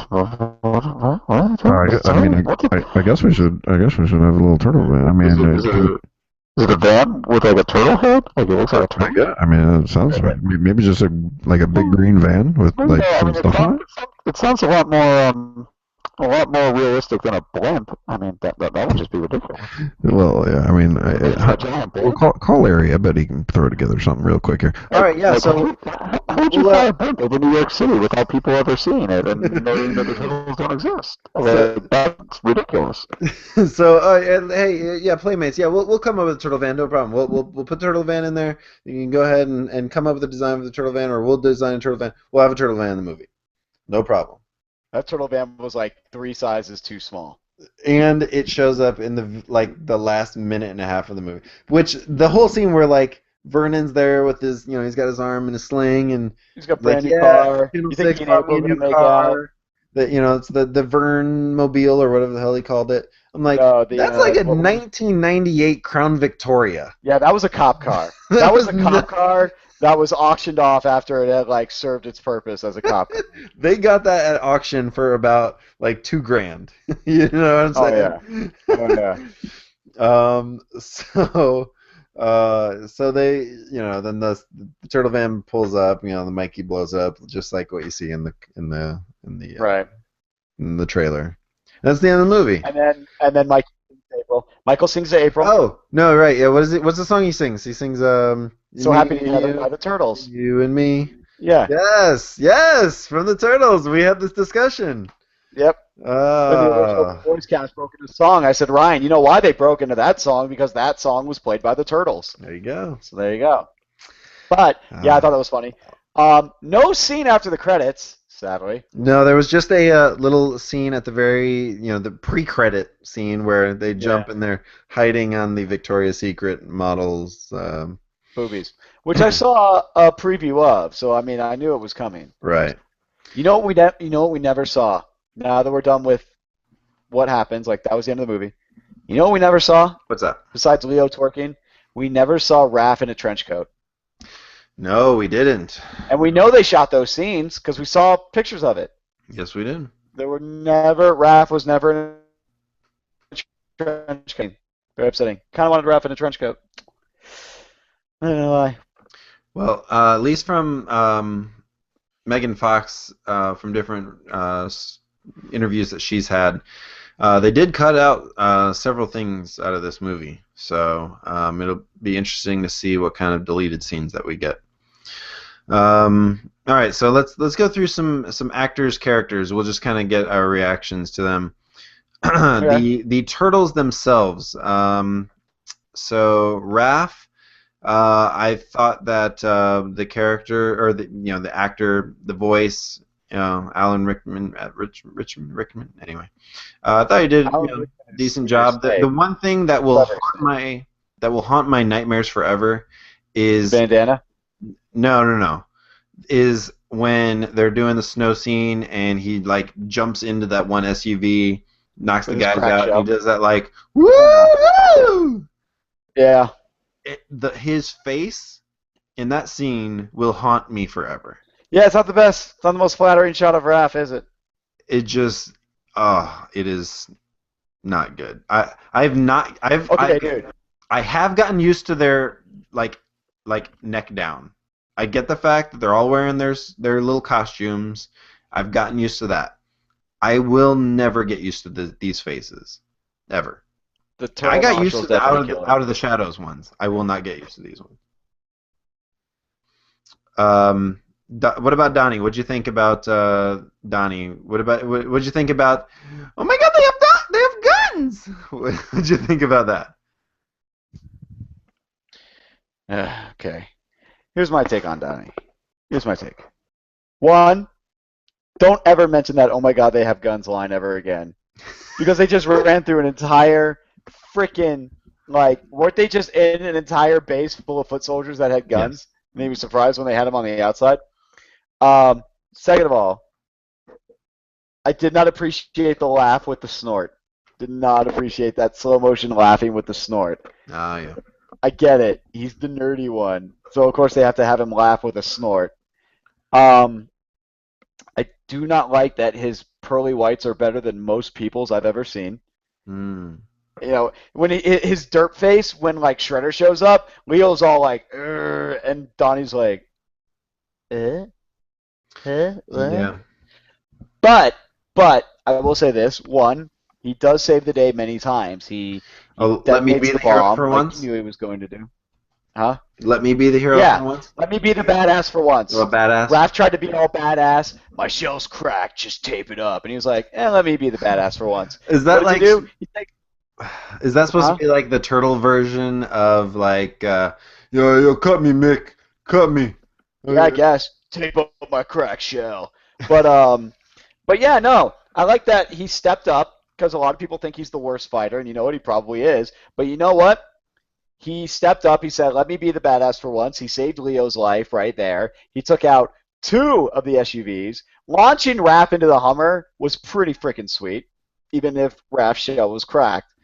I was getting somewhere with this. Oh, and as we learned today, Donnie is a Jedi. Yeah. Donnie uses the Force, my friend, because how else do you block all that gunfire with your bow staff swinging around the way that he was, unless you yourself are a Jedi? That was Donatello very is Jedi. a Jedi. Now, wait, Donatello's a Jedi. who did Mikey say was a Jedi? Did he say that about April? At that one scene, he's I like, think he said about April because she knew Splinter's name. yeah, oh, right. Oh, is she a Jedi? Yeah. Yeah. So That was cool. That was an actual Star Wars Donnie- reference in a Donnie's Turtles an movie. actual Jedi because he was able to deflect bullets with his bow staff. Yeah, that was pretty solid.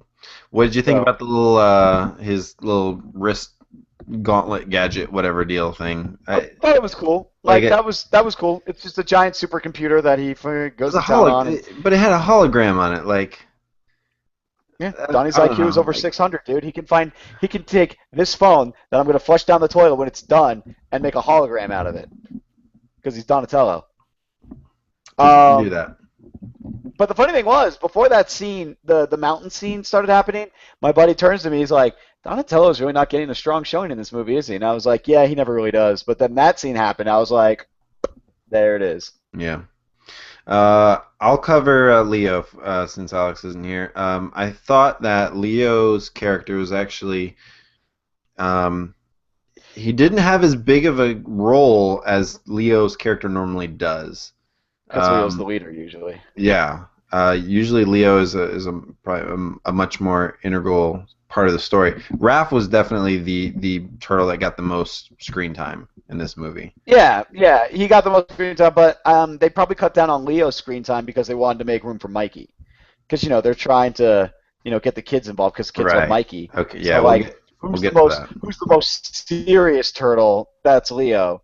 Who's kids? I'm not saying adults. I'm saying most kids, their least favorite is Leo because Leo's the adult figure. He's the serious one. He's the responsible one.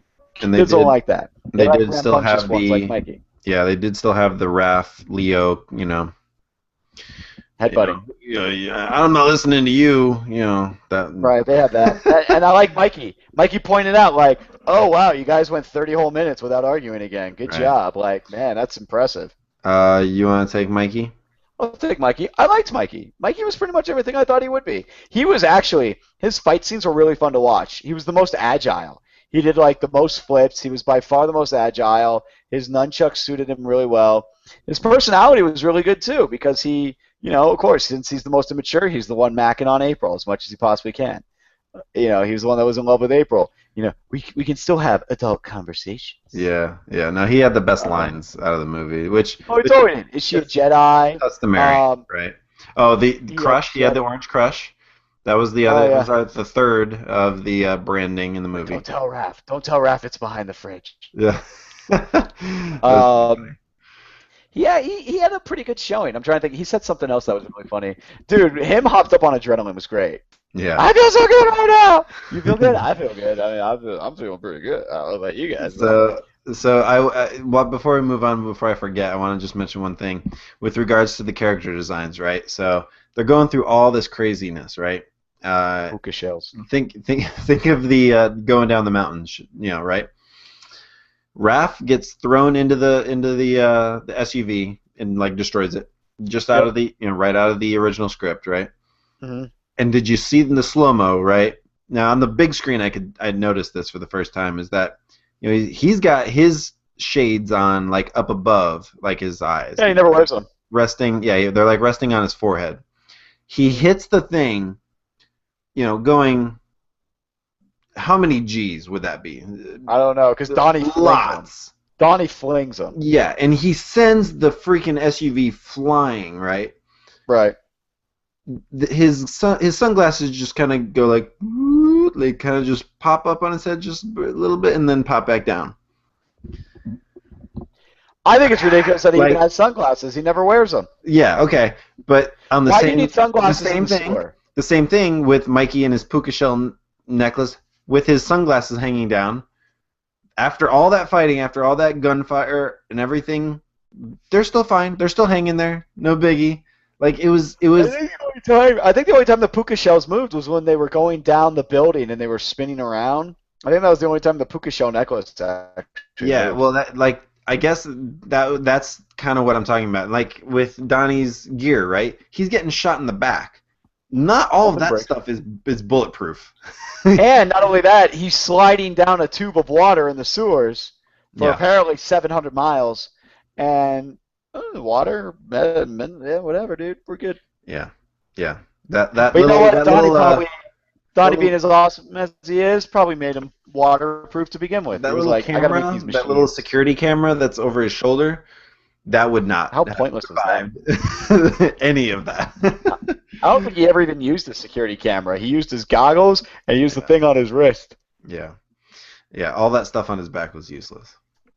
Essentially. It was like a battery Splinter, pack. we already kind of talked about Splinter a little bit. He's disappointing. He is by far the most disappointing character. I would agree. I think if they missed any character in this entire movie, I'd say they missed Splinter. Yeah, Splinter didn't seem as like old and wise as he usually is. Yes, he learned ninjutsu from a freaking book. No, maybe that's the problem. And his prehensile tail. Okay, let's talk about the prehensile tail. It was Apparently, it goes from 2 feet long to 30 feet long whenever he wants it to. It stretches like Stretch Armstrong. Like it reminded me of a tentacle from the Kraken, where it would like kind of like just come up and like and then just grab something and like throw it like that. That is not how it works. Rat tails. Not how that. Rat tails do not go from 2 inches to 30 feet in length. And they also are not prehensile. They cannot grab on anything. Oh, well, apparently Splinters can. Yeah. Did he learn that from the book too? Maybe. Maybe. It was like an epilogue, like, in case you're ever mutated into a rat, this is how you would do ninjutsu as a rat. And even beyond your prehensile tail, which you now have. even beyond the physical aspects of Splinter, just the character where He was very diminutive. He was very Yes. diminutive. He wasn't. He was very tiny. He was very small. He was very. every version of Splinter has always been a very wise, very warm Splinter. I did The not Splinter get was that not feeling. that. No, he was very harsh. Like the whole, we have never seen Splinter like torture the turtles before. We've seen him. He does beat the crap discipline. out of them in the 2013 show. Discipline. He does beat the crap out of them. Yes, discipline, but not torture. There's a difference. Right. So Right. Yeah. No, they totally met. Like Splinter always. And the thing was today to get amped for the movie. My buddy and I watched the first Ninja Turtle movie, and we're watching the first Ninja Turtle movie, and every scene Splinter is in, he is doling out such wise advice with that Kevin Clash voice of his. yeah. You know, and, like he's talking to Raphael when Raphael tries to sneak home. He talks to Danny while he's chained to the wall. None of that. Very None wise. of that. Even his voice. I was like, this is Splinter's voice for this movie. He doesn't even sound that old. Yeah. Well, it's Tony Shalhoub. He's not that old. He's not that old. Um, But you know what? Neither is Kevin Clash. But he Yeah. sounded like a freaking old rat when he recorded the movie well, here's 24 the years thing ago. too is that Tony Shalhoub, admittedly, like we talked about on the show, did not know anything about the turtles. He knew nothing about them. Of He course didn't not. know He anything could about the tell turtles. He him didn't know anything about Splinter. So I think he just, yeah, the Splinter character was missed totally. Completely. And yeah, it was missed so completely that when he's lying there and you think he's about to die, Raph is like, "Cool, I'll see you later." even Raph was like, "Yeah, I'm fine with this. Let's." Yeah, you're not really my sensei. My sensei existed 24 years ago in a Muppet movie, but you know, it is what it is. He was a Muppet. Man. Saying. So Shredder, not much of character in Shredder. We get a little bit of just a tiny little bit of backstory, and then he's just a fighting machine. Him talking Japanese. He has a messed up face, which they never get into. Nope, we know nothing about Shredder. We don't, except He's that from Japan. He raised Eric Sachs, and he knows when he ninjutsu. puts on that armor, he's unstoppable. Yeah, almost. When he looks like Megatron, he is unstoppable. Yeah. He looks like Megatron. I'm just saying. He looks like Megatron. I was like, this dude looks like a Transformer, but which one? And then when they zoomed in on his face, I was like, oh, he's Megatron. That's who he's supposed to be. It's like a really bad Megatron Halloween costume, complete with like parts that move. Yeah. But yeah, that's it. That's all we know about Shredder. Like there's a lot more Shredder that could be. They might be saving that movie? for the second movie. Maybe in the second movie. I don't know. Right, It did will be it did come out who was actually playing Shredder too. I tweeted about it. It's in the guy's IMDb page that he's playing Shredder. Yeah. So. Eric Sachs. We know a little bit about him. We know that he actually killed April's father. He admits to that. That he actually shot him before the fire, or I guess the fire had already started.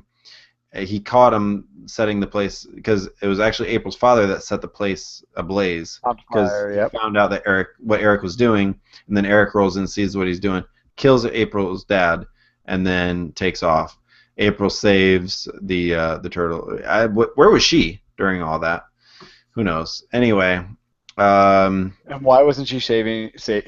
Why wasn't she saving her father? And we don't know what happens to him at the end of the movie. We have no clue. He got knocked out. We just see that he's still alive, and that's it. Yep. April, Megan Fox. I mean, what can you say? I mean, it's Megan Fox. It's she's not the best actress, but I will say she has definitely got a love for the Turtles. She was just on the Tonight Show last night as we're recording this. It was the night of the 6th. I mean, you can tell she was, she grew up watching the original movies, like especially number 2. Like they actually played Go Ninja, Go Ninja, Go, and she came out and like she was like rocking out. So you can tell like she's got love for the franchise. So I mean, at least there's that. Sure, At least there's that. I mean, she's not the biggest turtle fan in the world, obviously, but she's coming at it as Her shell. Yeah, she's coming out of her shell. You totally set me up for that, dude. I was like maybe on, and I still caught that one. Going on tour too. So, Really? that I would not want to see. It's a Megan Fox portrayal of April O'Neil. There's really no more to say. She didn't bring anything to the character. Like I said earlier in the show, anybody, especially Emma Stone, God, it would have been great if she would have been there, could have just stepped in and been April. Yeah. Anyone. But like I said, she's not the best actress. We know that. Well, she's the best at favors, I guess, which would explain how she got the role. Oh, jeez. All right, so let's those move club on. thumb of hers. Her club thumbs are just so hot. Let me tell you. By the way, looking this up right now because I'm on IMDb and I'm on Rotten Tomatoes. Yeah. Okay, on IMDb, this movie has a rating of 6.5 from over 2,000 users. Metascore gives it a 40 out of 100. Not very good. And Rotten Tomatoes. Yep. Where do you think it's at on Rotten Tomatoes right now? Like, if you go to no, so Rotten Tomatoes is scored by people, right? People go on there and rate it, right? Yeah. I would say it's rolling in at about right at about 50%. Nope. Lower? Huh? Lower? Lower. 30? It's 30%? No, lower. Really? 20? It's at 19. It's at 19 right now. Well, I bet it goes up. I bet it goes up. I bet it goes up. 92. Well, probably 92% of audiences want to see it. So clearly, this is mostly critics doing it. Yeah. But still, 19%. Whereas Guardians of the Galaxy got a 92%. Yeah. No, call a spade, right? We'll talk about that in a second. Let's finish up with the characters here. Vernon, Will Arnett. I think he served his purpose. It wasn't like an amazing. He wasn't a little bit of comic relief, A little bit, but he wasn't Vernon enough. He wasn't conniving and cowardly. He was actually quite heroic. Like you said, they should have just made him Casey. Yeah. Bernadette, we already talked about. There weren't really that many characters that actually talked in this movie. So you had all four turtles: Splinter, Shredder, Eric Sachs, April, Vernon, Bernadette, that other guy whose name we never remember. Yep, the other guy that was in the newsroom, April's roommate, the guy on TV during that news report. I guess he was the police commissioner, or whatever, and Karai. Right. So let's talk about Karai. Old, not good. Older, very weak. They made her seem very weak as a character, as a fighter. Very disappointed with Karai as well. It was. She got her butt handed to her easily. Yeah. She was at no point a threat to the Turtles. No point. Correct. So let's talk about story writing here. I mean, we're talking about stuff because we're adults, right? We're talking about stuff that, as adults, this is what we notice, okay? And I'm making a point of that on purpose. We'll get to that in a second. So let's talk about story writing. We both mentioned earlier about the plot holes, but primarily this is a story about April, right? This is a story about April. So in the vein of the Transformers movies, where those were stories about Shia LaBeouf's character, this is a movie about Megan Fox's character. Yep. Okay. Very simple plot. There was no turns in this plot at all. There was no sharp left turns. There was no surprises. They even told you 20 minutes into the movie, by the way, this is how the rest of the movie is going to go. Yeah, there was. I was holding out hope that maybe that think TMNT, where gosh, what's the character's name? Patrick Stewart's character. The Max Winters. Max. Yes, thank you. Winters. We find out at the end, we think he's the bad guy, but at the end of the movie we find out, no, he's not a bad guy. It's actually all his, his old buddies that they're the ones who are actually the bad guys, right? Yep. I was hoping that maybe something like that would happen with Eric Sachs, but no. Nope. There was nothing. There was. Sachs was raised by. It was. Sachs it was raised by Shredder. He was not turning on Shredder. Yeah, it was. This was. Another thing. This is another thing that bothered me. Okay. Because we're talking about writing. Yeah. Eric Sachs in the movie is a pretty freaking wealthy guy. Like, they say there's rich and then there's wealthy, and he's a really wealthy guy. He owns a freaking mansion that looks like a stately palace just outside New York City. And yet the reason why he's evil or why he's conspiring with the Shredder is for money. I mean, the guy didn't need it. You know what I mean? Oh, he's just greedy. He's a bad guy. It's like, no, it's like, how much more money did he need? Right, yeah, we actually didn't even talk about that. The whole aspect was that they were going to drop this stuff out into the air. Everybody was going to get sick, and the only thing that would cure them is the mutagen. So, and he was going to sell the mutagen to the government for a blank check, essentially. Right. Because he was the only one that had the cure. Yep. Let's talk about those plot holes, right?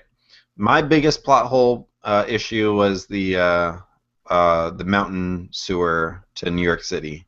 Okay. The amount of time it takes to get the helo to arrive. that just makes no sense at all. That's a pretty big one. There was some of those like kind of tiny things, but that one definitely stuck out to me. What about for you? I know you mentioned that at the beginning when we started here. Well, that was one of them, but also what we said earlier, they're falling down the buildings, and Raph doesn't notice that they landed, and that they landed safely without any pain. Like, dude, I get you heal fast, and I get you're durable, but really? You just fell like 70-some-odd stories. And you gave the longest I love you spiel to your brothers that took about 10 seconds longer than the fall would have. And then he opens his eyes and he's like, oh, we're fine. And you're just like, okay, that really didn't... How did you not know that? Well, yeah, and then where they are somehow able to... They're sitting there on the ground, and they're like, oh, we're on the ground. We're okay. Whew. Yeah, we're not even hurt. We're not even have like a... Go run over there and grab Shredder. Grab the mutagen from Shredder. Yeah, you see that crater that all those people are standing around? He's in there. Yeah, go grab the mutagen. And don't let anybody see you. By the way. Yeah, but don't let anyone see you. Just run over there, grab that, and then come back, and we'll go down the sewer, and nobody will see us, even though we're out here still talking about this. Yeah. In the middle. By the way, Ryan. Where was that at? Where was that building at? You said it earlier. Where was that building? It was where the frickin' ball drops in New York City. Yeah, right in Times Square. People around that, I don't know, all times? Yeah, at all times. Middle of the day? At all times. Yeah, there are people there at all times. It's the art of invisibility. You know? Ninjutsu by the book. I mean, we talked about it already. That's a giant plot hole for me. That makes no sense at all. None at all. It does. Makes no sense.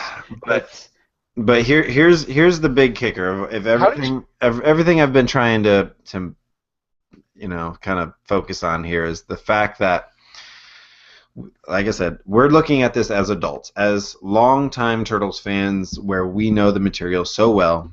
We know that we are adults and we have advanced brain functioning, abilities. Does any of this matter? Okay? This is my big question. Does any of this stuff that we talked about, does any of it matter? Because if kids are the target demographic, or if they are the target audience, does it need any of the stuff that we said is missing?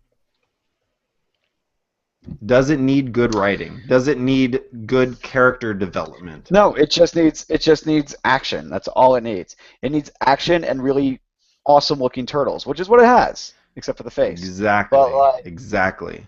And if you like in my theater, I saw that at work. The kids were flipping out. They loved this movie. Okay. right. Loved That's it. great. I love that there's a whole new generation of fans starting to love the Ninja Turtles as much as we did growing up. And that's what I said. Like, Alex was like, Darby, did you like the movie? And it's like, I say I liked it because it was pretty much what I expected of a Ninja Turtle movie. I'm not expecting Oscar caliber performances and the best story writing ever. Well, The plot holes are kind of expected. but we're kind of spoiled then, right? Because if Well, you go as back to that long- original, I then mean, go ahead, sorry. when you go back to that original movie, right? Like Muppets. it makes so much more sense It does because from they the took writing, it, from the characters. You know, because they Peter took it from the comics, yes, which were more adult oriented. yes, So it because makes Peter more and sense Kevin to us were as- there involved. You know, this wasn't a Exactly. big conglomerate putting this together. This was an independent movie, the and original. it was taken from the very adult oriented comics, which Yeah. means we liked the movie as kids because they were Ninja Turtles and anything the Ninja Turtles do we're going to love, but we like it better as an adult because it really was a more adult friendly film than all the other ones was. Right, and I'd you probably say the second most adult friendly one was TMNT, even if Yeah. it was CG. Yep, I agree. Based solely on the writing and sort of the atmosphere that they give it. The character development. Exactly. Yep, absolutely. You're right on. You're right on exactly what I was thinking. Now here's the question too. Does this movie need to be more than just a kids movie? Did Transformers have to? It's a good question. I mean, it's a rhetorical question. There's no right or wrong answer. I mean, I to think them, as long as they make money, that's that's the right answer. exactly. But I think with them and I think with us, I don't think it needs to be more than anything than a kids movie. But I'd like it to be.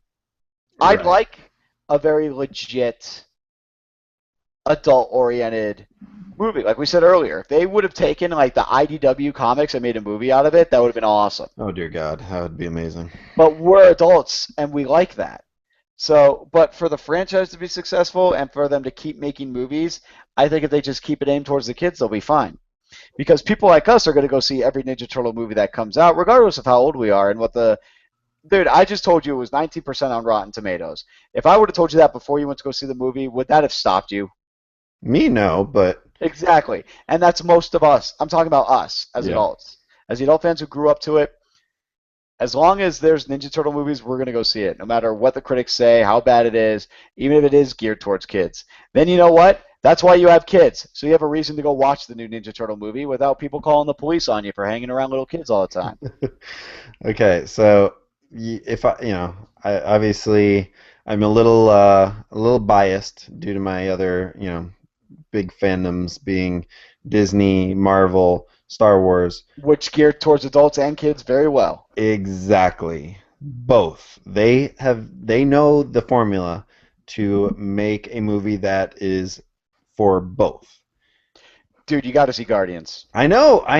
Trust me. It is Like, next on don't the go list. through this weekend. Don't go through this weekend without seeing Guardians. We have plans. Don't worry. We're gonna go see. I'm so upset, dude. Yeah. I had Batista's tickets. in it too. So Dude, I had tickets to go see it a week early. I had tickets like Disney Park Blog here. They have some like early screenings, and I got in to the Guardians a week early, and I couldn't go. So you have no idea how much I want to see that movie. Well, that's okay. You know what? If the Ninja Turtles movie leaves a bad taste in your mouth, go watch Guardians because it's amazing. You'll love it. I know. There's a reason why it has a 92 on Rotten Tomatoes right now. All right, so let's talk about so I've kind of set all this up here on and with my show notes here on purpose because we've really kind of hit on a lot of our dislikes with the movie, right? And now I'm trying to change the focus here on does it matter? Do any of those dislikes matter? Because this movie is intended for children. It absolutely is. I don't care that Michael Bay said that it isn't. It is. This movie is for kids. Right. It is made for children, okay? Right. So what is those things that you just said? What makes it great for children? What do children want? They want action. They want special effects. They want CG. They want awesome-looking turtles. Those three, this movie nails. Let's talk about the CG. Let's talk about the CG. CG was amazing. ILM doing the CG and the special effects on this. I mean, it doesn't get any better than ILM, right? Essentially, as of right now. Yes, I mean you can complain about the character design.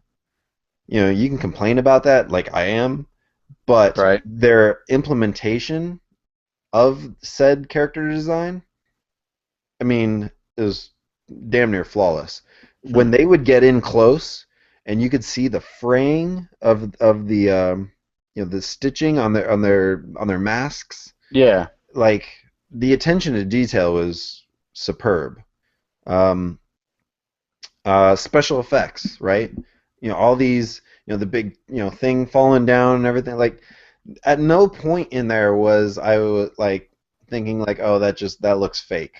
Like, it looked legit. It looked like a giant tower was falling over the side of this building and landing onto another one. I mean, it was legit. It was legit, but I mean, it was almost a case of like George Lucas and Star Wars, the prequels, where there was almost like too much of it. Yes, you know what I mean? But for kids, which the the prequels, that was a whole new audience, man. That was getting a whole new generation of Star Wars fans. Kids love Jar Jar. Really? I didn't know anybody liked Jar Jar. The kids love Jar Jar. Trust me. All right. I'll take your word for it. Let's talk about so the other thing too, comedy, right? Kids love comedy. Oh yeah, no, they definitely had their funny moments in that movie. This movie had a lot of funny moments. There were like I said earlier, there were plenty of times in this movie where I couldn't hear what was going on in the movie because people were still laughing so much. Right. So it definitely has some great comedy, and it's got some like stupid, silly comedy that the kids were eating up. Mikey farting and going pepperoni, like, yep, that is so childish, and it like the kids ate it up, right? Yep, they're kids. It's Mikey. It did have a couple of adult comedy bits, little itty bitty things thrown in there. I counted 2. Which ones? First one is right when they first meet April, and Mikey says, "Oh, she's so hot, I can feel my shell getting tighter." You catch that one? Yeah, my shell getting tighter. Yeah. And the other one is when they're going down the hill, and April's hanging out the window, and she yells to Vernon like, "Hey, is everything okay?" And he's like staring at her ass, and he's like, "Yeah, everything looks great." Yeah, that was the other one, and that was it. That was the only ones I saw. Did you see any others? No, not really. Yeah. So I did like the What's that? Say again? I did like this is kind of a different subject, but I did like the homages that they had. Okay, yeah. So let's talk about the callbacks. Yeah, that's actually next on my list here. So, the 2 I counted were Cowabunga, right at the end, and then the Ginsu, Leo slicing the pizza, or as Pizza Hut would like to call it, katana cut, which is totally wrong because there were more than 4 slices in both. You know what's bullcrap about that? They do an upcharge for the katana cut, but they're doing less work. They're doing less work. more money to do less work. Yes, I know. All right. How bullcrap is that? So, but in this movie, the slice of pizza lands on Splinter's face, just Yep. like in Secret of the Ooze. So that was a nice little callback. Do you got any others? No. Ryan. The Tubu Ginsu was in the original movie, not Secret of the Ooze. Oh, you're right. I'm sorry. Yep, you're right. You are absolutely right. My bad. One that I caught that apparently you missed out on, which is a shame because it was actually a really good one. It was actually really subtle. Was when Sax walks into the room and the turtles are locked up in their cages, and he goes, "God, look at you! To think we were originally going to use rabbits." Yeah. I laughed. I was actually the only one. I was the only one in the theater that laughed at that. And I was like, "Guess I'm the only one here who gets that." Well, Okay. there was oh gosh, what the heck was I just gonna say? Oh man. I'm having a brain fart. It is 2:21 a.m. here. Yeah, it's 12:21 where I'm at. To give me some sort of credence for having a On brain where our fart. frame of minds are right now. Hey, remember Kevin Eastman was having his cameo in the movie? Where Yeah, was I must that? have missed it. I didn't see it. Did you see it? I wasn't really paying attention. I didn't know he was. I forgot he was having one. Well, I was thinking it was going to be like Stan Lee. You know, where Yeah. there's always the Stan Lee, he has the one line or two lines, in every movie, he just plays the random character and he's like, just says some random line that, like, there was nothing like that. And I don't know where he was, if he was even in it. They made it seem like he was actually gonna have a line or two in the movie. I'm gonna type Kevin Eastman into IMDb and see what it says. All right. And then let's see, scenes. The only other things I can think of left over from the original script are the mountain chase and the turtles being bulletproof. Do you recall anything else that was left over from that original script? Nah. I remember what I was gonna say. When when Eric Sachs was at that banquet and he was up on stage, I got the feeling like his, he was wearing a suit, and his shirt and his tie had the 87 animated series Shredder kind of colors, like the gray and the purple. Oh, I didn't notice that. That's a good catch. I picked up on that too. So I don't know if that was intentional. It looked like it probably was, but Probably was. yeah. Oh man. Darby, Final thoughts on this movie. Final thoughts, though not a good movie, I still enjoyed it. Like, it was pretty much what I thought a Ninja Turtle movie would be. It was full of action. It had its very funny moments. It even had, excuse me, it had homages to the other ones. But I mean, is it a good movie? Will it win any Oscars? Nope. What'd you think about the music? For the sake of it being a Ninja Turtle movie, I mean, I'd definitely rank it higher than 3. Probably higher than 2. But probably not TMNT or Turtles Forever or the first movie. Yeah. So that's my final thought on it. I mean, we knew. Remember, I'm sure I said it a few episodes ago. I will tell you the entire plot of the movie right now, and go. And was I wrong? Nope. No, you're pretty much spot on, man. Exactly. So, what out of 5 stars? What do you or five pizzas? I don't know whatever the hell you want to use. On a scale 1 to 5, honest to God, I would give this like, on a scale 1 to 5. You can do 0 out of 5 if you want. Uh-oh, I think we lost Darby. All right, I'll go through my final. He's there. He's there. Yeah. Okay. So wait, on a scale of 1 to 5, am I doing this 0 to 5. based on good Ninja Turtle movie or good movie? Good movie. Good movie, I'd say about a 2.75. 2.75. It's not a 3, but it's a lot better than a 2. Yeah. I was gonna say 2.5. I was gonna say Yeah. just it was right down the middle. I mean, it was not terrible. It was not great. I'm definitely not the key demographic for this movie. I'll probably see it again if somebody's like, "Hey, I want to see the Ninja Turtle movie."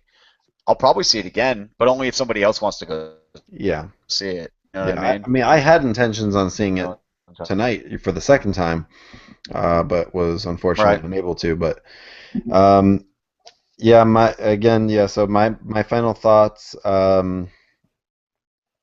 If I were to rank them, I'd probably put it in just about the same place as you, somewhere right around, yeah, better than 3. I don't know. Better than 2? I almost have to put it below 2 just because 2 has Ninja Rap. But see, if anything, that's a hindrance for 2. Come on. Although this movie does have Hollow Batgirl, so that would definitely It does. be a negative. Yeah. So how does Mikey learn how to break dance? By watching Holla Back Girl on a tiny little piece of broken mirror. How does Splinter learn to read a book about ninjutsu when he was a rat who lived in a lab his entire life? How did he learn to read? Yeah. Well, that's I can get into those questions, but there's nowhere near time for that. Yeah. Yeah, I'm gonna say 2.5 overall. I maybe with some of the deleted scenes that it might have been a little bit better. I don't know. We'll see. Hopefully we get to see them all in the inevitable Blu-ray release. So. Yep. But yeah, man, that is going to do it for us. I will let's see. I'll run through the the generics closing out the show because I didn't send you show notes. So and let me fix the camera here. Oh, look at that. Ding. All right. Check us out on our official website, TurtlePowerPodcast.com. You can follow us on Twitter at TMNT Podcast. You can follow myself at FigDonPat. You can follow Alex at A Rodriguez 2005. You can follow Darby at Darby T Patton. The T stands for tired. You can like us on Facebook, facebook.com/TurtlePowerPodcast. Subscribe on YouTube, youtube.com/TurtlePowerPodcast. Share your feedback with us via old-fashioned email, TurtlePowerPodcast@gmail.com. And subscribe and rate us on iTunes. And our next episode, we are planning right now with some of the other Turtle podcasts out there. Nice. To do a the word is out. We're going to try to plan something for this upcoming week at some point. So yeah, we'll be hosting it. And hoping to have as many of them on as possible. So stand by, check. Should make for a good roundtable discussion. Exactly, it's exactly what it's going to be. It's going to be a roundtable discussion. So another spoiler-filled episode. So again, well, if you've made it this far, then you've probably already seen it. Yep. And yeah, so you can look forward to that. Hopefully coming here real soon. So yeah, Darby, thank you so much for being on the show once again, and I want to thank Alex for being here as well. It's been a long time coming for this movie to reach us, and listen, at the end of the day, some turtles is better than no turtles. So well, I'd rather have no turtles than X-Mutation. Hashtag Venus to Malothies. Hashtag turtle nostrils. Thanks so much, everybody. And we actually we will have a song of the show, another one off of the Shell Shocked OCRemix.org. This is going to be. Whoa! I almost got it play in there. Who put the lights out? Remember that one? Yeah. Yeah. So You fall down a freaking manhole cover. I know. So yeah, from shellshock.ocremix.org. Darby, thank you once again, and to all. By the of way, our... did you get awesome 3D glasses as well? No, I just got because it was the preview one. They didn't have anything special for us, so. The Muppets are right. You should never wear 3D glasses outside of a 3D movie theater. I've only been wearing them for the past 2 hours, so Darby's gonna get off here and have a epileptic seizure now. So. Depth perception. What? All right. Thank you so much, everybody, and we will talk to you next time.